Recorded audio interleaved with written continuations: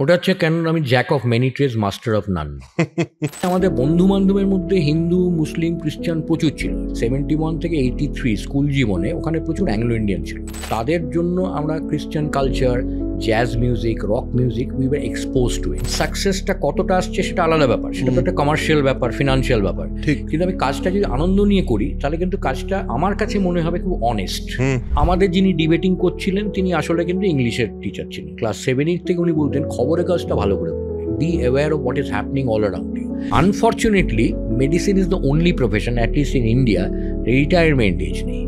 একটা দল আরেকটা দলকে সহ্য করতে পারছে না, একটা শ্রেণী, সামাজিক শ্রেণী বা ধর্মীয় শ্রেণী আরেকটা শ্রেণীকে সহ্য করতে পারছে না।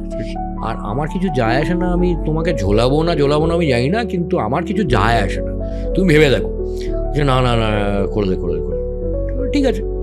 এবারে আমি তখন বললাম যে এই অন্য দুটো চরিত্র কে করছে? একটা আমি মেরেছি। আজকে বাংলা চলচ্চিত্রের ছবি একদম স্ক্রিপ্ট থেকে ফাইনাল এডিটিং, কালার কারেকশন অবধি 3 মাসে হয়। This is absurd, it cannot happen.